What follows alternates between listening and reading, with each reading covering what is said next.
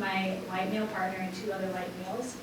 And I think because of this, like I've experienced a lot of mansplaining, and it's like there's like a period of time where we ask each other questions, my opponents will just like talk over me, but as soon as my partner talks, like they won't talk over him, they'll be quiet.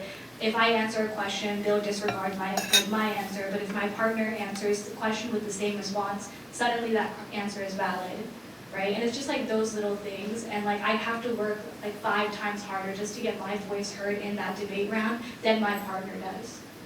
Which, yeah. Any other more questions?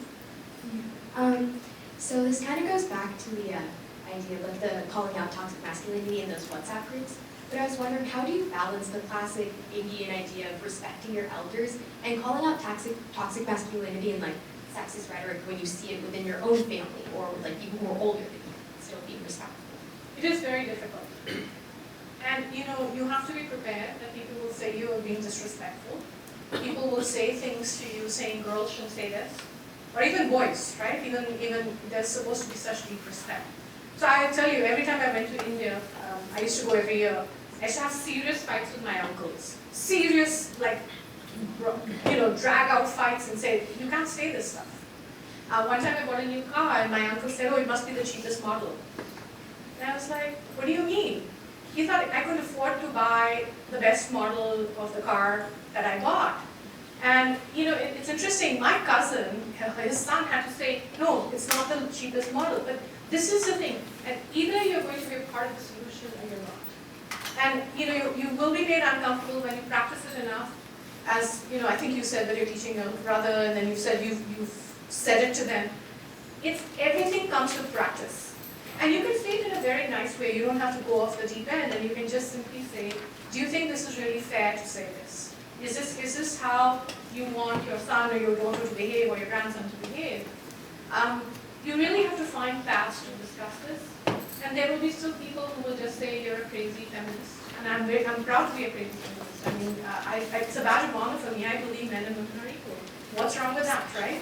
So you have to start taking stands. It's like what Yash said, that we are our sister and brother people. You know, if we all say, I didn't experience it because I was raised by a feminist father, then I should not care about other people because what the hey, my life is not difficult, right? But we all need to take responsibility. And when you say it enough and you confront people, it gets easier and easier. And then people are scared. Which is where you want them. Okay, that's a joke. I think there's a question on this side, yes. I just first wanted to say I think it's really impressive and commendable that all of you are sharing your perspective, you know, from your age. And I feel like you guys could be counseling people 20, 30, 40, 50 years older than you, and I'd be so grateful if this was happening when I was in high school. But having said that, what I wanted to ask is, one of you brought up how, yeah, in second grade, like a teacher was saying sexist comments, and so how has your experience been when, or have you had to stand up to authority figures, you know, which is different than a peer-to-peer dynamic, and what's given you what's given you the courage to do that, and how do you maintain your sense of feeling safe? Because I think that what Sonia brought up, practice, and you know, being in spaces of authority, like for me in the workplace, standing up to bosses, and that could be female or male authority figures, and being very alone in that experience despite the consequences, and I still have the courage to do so, and it actually, my dignity, I realized, was more important than any job. And so from your perspective, I just wanted to know how you guys have handled that and what's helped you stay feeling safe and empowered. Well, I had an encounter last month actually. So we have a Studio Dega, which is a business and entrepreneurship club, and our advisor, I overheard that he'd been telling people that he can control Rashika and Sharia, but he can't control me because I'm uncontrollable. And I heard this and I was infuriated. Because I don't think that none of us are here to be controlled by him. He has no right to say anything like this about us, especially about me, to other students. which is just not right. So we were at this conference, and because I heard about this at this conference, and every single time he'd walk by, I'd be like, I'm going to confront him, I'm going to confront him, I'm going to confront him. He passes by us like 10 times, and my friends are like, you're not going to do it, let's just go. And I was like, no, I'm going to do it, like, I will do this. And so finally I like got the courage, and I got up and I was like, can I talk to you? And he was like, yeah, like, what's up? I go and I was like, so I've heard you've been talking poorly about me to other students, and I just wanted to know what I did to offend you, because I have respect for you and I would appreciate the same respect back, and just because you're an authority figure doesn't make it right for you to speak poorly upon me. First he denied it, like, obviously, and I was like, no, I've heard this from multiple people, how can you be denying it if multiple people from different classes are saying like the same exact thing? And then he finally was like, oh, like, I didn't mean it like that, I didn't mean it in that way, but I know that he meant it in a certain way, and I called him out on it. And then another thing that he had said about me was, I made it for at our school with homecoming court, and I made it to top 5. And so he was, in our DECA page, he was like posting pictures of everyone who made it to the top 5, and it was like 3 of us, there's 2 boys and me.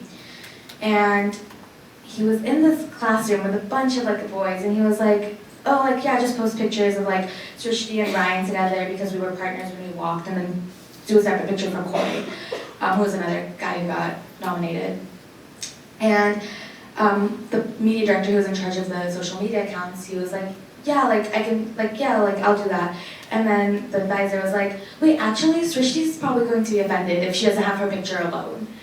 And I was very taken aback, because I would rather not have like the limelight on me, and I was very offended that he would think that I was this type of person who would want everything to be about me, especially since I honestly do not care. And all of the people around are my friends, and they were like, Srishti wouldn't care. He's like, no, I know Srishti, she would care. So I called him out on that too, and he was like, oh, I didn't mean to like call you out and like, or I didn't mean to like make you out to be some like princess, but you know, I just figured because you're a girl, you'd want your own picture. And again, I was there like, how does it matter that I'm a girl? It really doesn't, and it doesn't give you any right to talk poorly upon me to students who will spread this stuff around.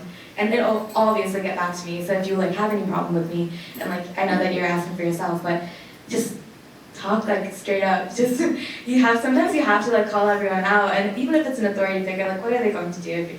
They're the one at fault, and you literally did nothing wrong. There's nothing wrong with calling someone out on what they're doing. So yeah. Did it stop? Honestly, I don't know. Probably not. Probably not. This was really recent. It probably did not stop, honestly, but it's okay. It's definitely like decreased significantly. And I think the biggest thing, like when she confronted him, we heard about it like maybe 5 minutes after it happened. She was actually there. She like witnessed it all. But like I think the biggest thing that he wasn't expecting was for her to find out about it, which is why he was so okay with it. He was so okay with telling like every guy he met, like, oh, Shishi's like this, Shishi's like that. But the second he was called out on it, his like the way Sherry described it, his like face turned red. He's like about to cry, because I think it's more of the fact that they think it's okay saying these things because they don't think they'll ever be caught on it. But the second they're called out on it, they realize just what they've done wrong. And I definitely think it has decreased, but like he definitely had no right to say that in the first place. But I think Shishi like did an incredible job, just like going straight up to him and saying, you shouldn't have done this, especially when he's a solid like 20 years older than her. Also, a quick side note, after everything happened, he went to one of his students and was like, oh, like, it's nice to know that, like, my students are comfortable talking to me. Like, I think that Srishti really has a lot of respect for me by talking to me. And it was just like, why are you making it seem as though you were in the right this entire time? Then he also, I've noticed that whenever you confront an authority figure, they'll always overcompensate for it. Like, for example, at this, he's the NorCal advisor for DECA, and he, like, let me pass out awards on stage. And so it's like, they'll always overcompensate because they know they're in the wrong, and like, you'll notice that when they're in the wrong, they'll overcompensate for whatever they did. I think we'll take one last question here before you wrap it up. Oh. If anyone has any other questions, feel free to go up to the students after the lunch is over and then have a discussion with them. I have a comment and then a quick question. First of all, I want to say that I'm thankful to Tabu for telling me about this session. I am so amazed. I'm a mother of 2 daughters, and I'm really happy that a forum like this is here and for girls to be educated. I mean, it was really fantastic for me. Almost like life-changing is making me think what I can do with my own daughter.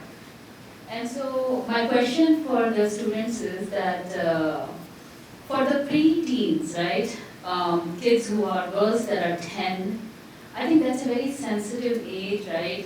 Pre-periods and just like that kind of transformation is about to happen. And they're very insecure about themselves sometimes, right? Not all the girls are very confident at that age, and boys shine a lot of the attention and the noise in the classrooms, at least that's what I observe. What is the advice for these 10-year-old, 9-year-old, 11-year-old for healthy communication, for developing confidence? How can they, any practical tips and in terms of approaching topics, what can they do? I think that like a big part of this is actually the parents of like the children, especially considering that they're so young. I think parents need to like start having discussions with their little girls, talking about what could happen in school and what will happen in school, because often like I was never like I never got a discussion, or like I never had a talk like about what like men are going to do, or what is going to happen in school, like the realities of school really, right? And I feel like I learned through experience, and I think that we should start at a young age, like 8, 9, 10. We should be talking to our kids about what is going to happen in school and how to confront like things that are happening, even like something as little as a boy saying, "Oh, I can do this for you," right? How do you confront that situation? I think that like parents need to be the ones initiating this, especially considering that they're so young. And I think another big thing, like obviously when a parent is telling a child about it,